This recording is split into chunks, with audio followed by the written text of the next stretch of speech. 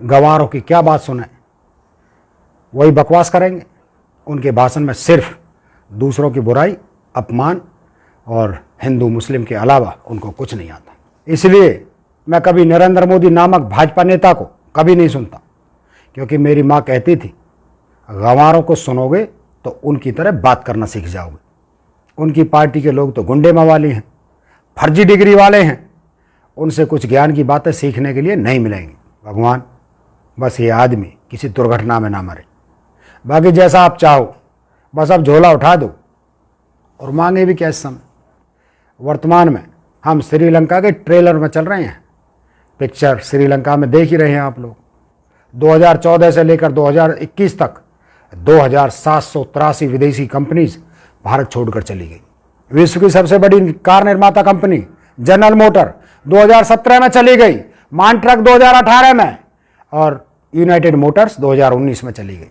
Harley Davidson 2020 में, Ford 2021 में चली गई और अभी अभी अप्रैल 2022 में डेटसन सुना है चलेगी भारत छोड़कर। आए दिन लठ मारोगे, एक दूसरे को गोलियां मारोगे, घरों में आग लगाओगे, मन से खड़े होकर बलात्कार करने का आमंत्रण दोगे। सरकार में बैठे लोग ही बलात्कार कर रहे हैं, किसानों पर गाड़ियां चढ़ा रहे हैं और मूंछों पर ताव दे रहे हैं। तो कौन आपके देश में आएगा रहने के लिए कि पूरा देश गुलाम और केवल कुछ लोग मालिक बनाए जा रहे हैं। फर्क तो आपकी औलादों को पड़ेगा जब वो किसी दंगे में मारे जाएंगे, कहीं फांसी लगाएंगे, आप बूढ़े हो जाओगे, अस्पताल में पलंग नहीं मिलेगा, आप तो निकल लोगे। नरक भोगेंगे आपके और हमारे बच्चे। भोगो अमृतकाल और दुनिया से जाते जाते अपने बच्चों के लिए नरक छोड़ जाना। मुझे याद भी नहीं पिछले 2-3 साल में भाजपा के किसी नेता का भाषण सुना हो या ट्वीट पढ़ा हो या सोशल पोस्ट देखी हो। मैं कभी नहीं देखता, क्योंकि मुझे पता है गंवारों की क्या बात सुने, वही बकवास करेंगे। उनके भाषण में सिर्फ दूसरों की बुराई, अपमान और हिंदू मुस्लिम के अलावा उनको कुछ नहीं आता। इसलिए मैं कभी नरेंद्र मोदी नामक भाजपा नेता को कभी नहीं सुनता, क्योंकि मेरी माँ कहती थी, गंवारों को सुनोगे तो उनकी तरह बात करना सीख जाओगे। इसलिए भले कम सुनो, लेकिन विद्वानों को सुनो। किसी शिक्षक और प्रोफेसर को सुनना।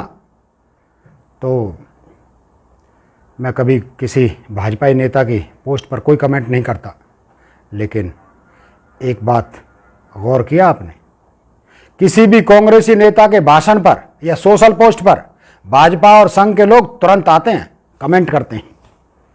इससे एक बात जाहिर होती है, इन भाजपाइयों की दाल रोटी आज भी कांग्रेसियों के दम पर चल रही है। भाजपा के समर्थक भी जानते हैं उनकी पार्टी के लोग तो गुंडे मवाली हैं, फर्जी डिग्री वाले हैं, उनसे कुछ ज्ञान की बातें सीखने के लिए नहीं मिलेंगी, इसलिए कांग्रेस की पोस्ट पर आते हैं। लेकिन शर्म के मारे तारीफ कर नहीं सकते, इसलिए कुछ भी उल्टी सीधी बुराई करके मन को ठंडा कर लेते हैं। खैर, ये भी अपने बहके हुए भाई लोग हैं, आज नहीं कल फिर रास्ते पर आ जाएंगे। इनकी बातों का बुरा नहीं मानना। अब आते हैं मुद्दे की बात पर।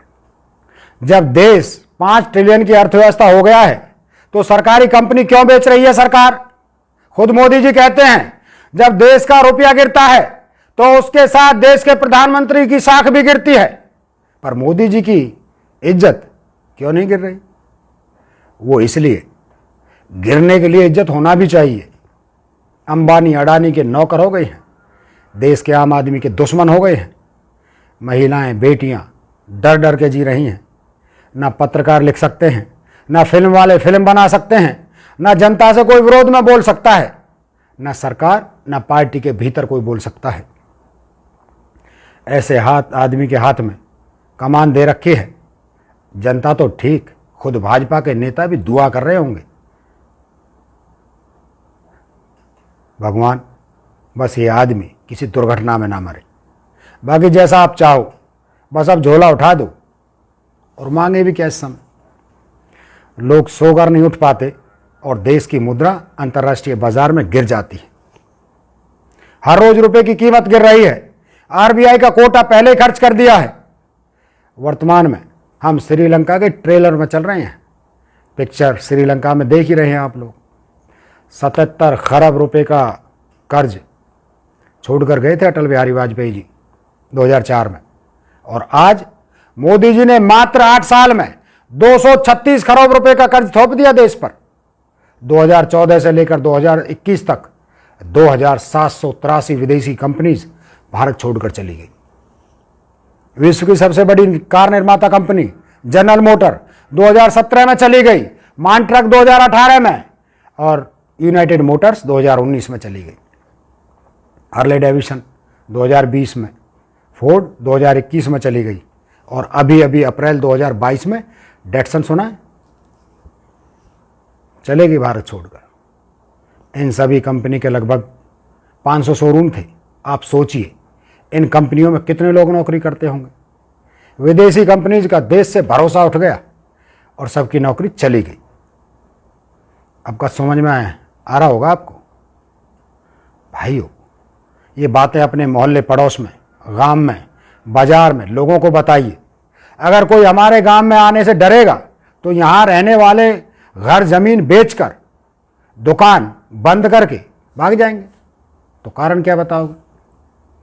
कारण यही है, आपका माहौल सही नहीं है। जब माहौल सुरक्षित और खुशमिजाज होता है तब तरक्की होती है। आए दिन लठ मारोगे, एक दूसरे को गोलियां मारोगे, घरों में आग लगाओगे, मन से खड़े होकर बलात्कार करने का आमंत्रण दोगे, तो जो लोग बाहर से आपको देख रहे हैं वो अपने परिवार को लेकर आपके बीच में कभी भी रहने के लिए नहीं आएंगे। और तो और जो रह रहे हैं वो भी देख ही लिया आपने, भाग जाएंगे। यही विदेशी कंपनी के साथ हो रहा है। आए दिन नए नियम, टैक्स के नाम पर लूटमारी, गुंडे मवालियों की वसूली, ऑफिसों पर पत्थरबाजी, बहन बेटियों के बलात्कार करके भी खुलेआम घूमना। सरकार में बैठे लोग ही बलात्कार कर रहे हैं, किसानों पर गाड़ियां चढ़ा रहे हैं और मूंछों पर ताव दे रहे हैं। तो कौन आपके देश में आएगा रहने के लिए? और ऐसे भी कोई मुश्किल बात नहीं समझने के लिए। ऐसा क्यों हो रहा है इसका हिसाब समझ लीजिए। देश के टॉप 10% व्यापारी देश भर की 57% कमाई अपनी तिजोरी में भर रहे हैं, और मात्र 1% व्यापारी देश की 22% कमाई खा रहे हैं। मतलब यह है कि पूरा देश गुलाम और केवल कुछ लोग मालिक बनाए जा रहे हैं। आपको जानकर शर्म आएगी और दुख भी होगा। देश की रोजगार में भटकती 50% आबादी की कमाई केवल 4000 रुपये महीना है। आज के समय में जब पेट्रोल 120, खाने का तेल 200 और गैस 1000 की हो गई है, 4000 में आदमी क्या खा रहा होगा, क्या पहन रहा हो, बच्चे कैसे पाल रहा होगा, सोचने में भी रोंगटे खड़े हो जाते हैं। आप भी सोचिए सामान्य शब्दों में, यदि हम सभी लोग 100 नागरिक हैं अपने देश में और 100 रुपये मिलकर कमा रहे हैं, तो 10 व्यापारी 57 रुपये ले जाते हैं। उनमें से एक अकेला ही 22 रुपये ले जाता है, और बाकी हम जो 50 लोग बचे हैं हमें सिर्फ 13 रुपये जो हम 50 लोगों में बांटना है। ये आर्थिक असमानता पैदा कर दी है मोदी सरकार ने। अमीर अमीर होता जा रहा है, गरीब गरीब बना दिया। इसलिए देश की अर्थव्यवस्था कमज़ोर हो गई है, क्योंकि अरबपति लोग बाज़ार में ठेले वाले से सब्जी खरीदते नहीं, दुकान से किराना लेते नहीं, डेयरी से दूध नहीं लेते, ना गांव से गेहूं खरीदते हैं। इसलिए इनके पास जो पैसा है वो जाम हो जाता है और बाज़ार में रुक जाता है। यही भविष्यवाणी मनमोहन जी ने की थी। मोदी देश को बर्बाद कर देगा, और आज आप तमाशा देख ही रहे हैं। खैर, आप लोगों को क्या, आप तो मस्जिद के अंदर मंदिर, मंदिर के नीचे खजाना खोदने में मज़े लेते रहो। मोदी जी देश बेच दें, आपको कोई फ़र्क नहीं पड़ता।